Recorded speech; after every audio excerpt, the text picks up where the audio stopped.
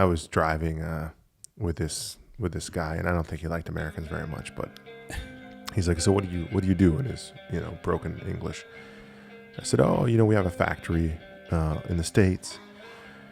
And he's like, you have a factory in the States? And I was like, yeah, we make things like these jeans I'm wearing right here.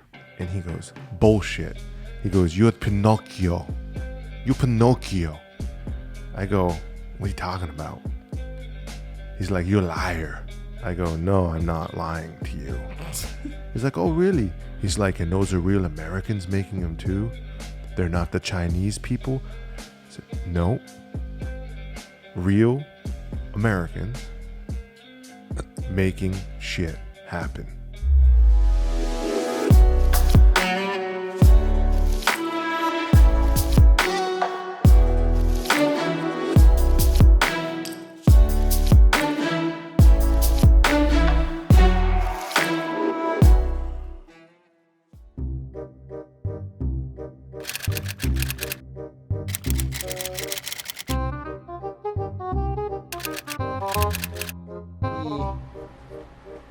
Selector knife forward again, underneath.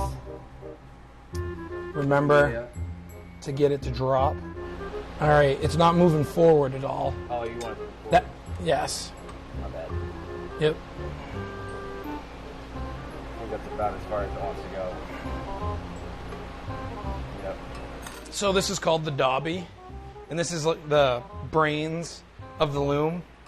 So what happens is each one of these pieces down here goes to the patterns we make, translates through this machine to tell which frames to go up or down to weave the pattern.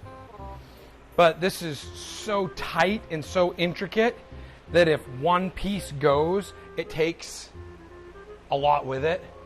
So we had one piece break in it, and this is the pile over here so far of pieces that we've taken out, of ones that it took with it. It's always whenever Pete goes on vacation. For the most part, everything has been running pretty smoothly. There's been a few hiccups. There's been an issue down in sublimation with the printer, which again this morning we had this kind of the same issue. So we had a meeting and got some standards set in place, and hopefully from here on out it should be taken care of. That's kind of where leadership kicks in, and they have to trust that we make the right decision. Jen told me that the printer's been acting up. Yeah, we had some problems with it after we made these, which we thought was because it's so much color and detail.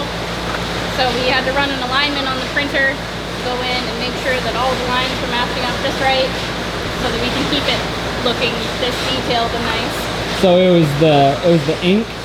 Yeah, the alignment of the print heads. Okay. Every nozzle is for a certain color combination. Okay. Where this one is red, we believe it was one of the red nozzle combinations, so it was slightly off alignment, but we did the alignment. So far it's looking good. Cool.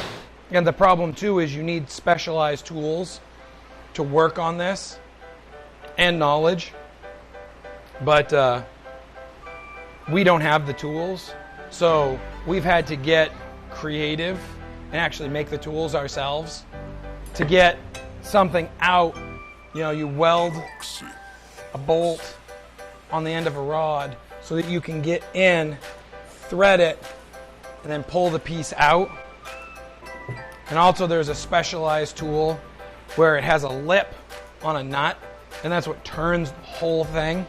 And we were told we had to order the part from Italy, but we ended up going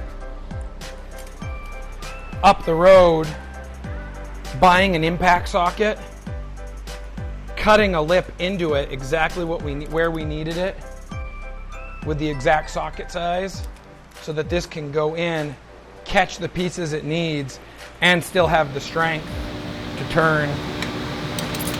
That looks About maybe just a little more. I can always take a look down here too. Yep, that looks good. Yeah, so basically we were ripping her apart, and we had everything put back together. And of course, we had one missing piece not locked in correctly. And so what ended up happening was these knives, they went through our selectors and then jammed right between them. And basically little hooks that just fit in like that. We kind of hit a wall with putting the Dobby back together, but we're gonna get Lenny down here and he's gonna get us back on the right path.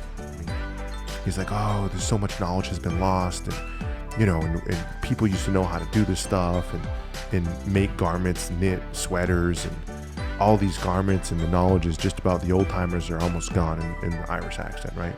Every place I went to, the same story. It's disappeared and it's almost gone forever. Dude, it just makes what we're doing here, it just made it more special to me. Nobody anywhere right now is thinking the way we're thinking. No one's thinking that way. Where do your ideas come from? Well, they come from hope. They come from being a little bit naive. They come from putting one foot in front of the other and trying something. And if you don't succeed at the thing, trying it again. That's hope. Is the continuous, I would say, like, push to succeed or live a certain way. It's hope. And it's gone in a lot of places.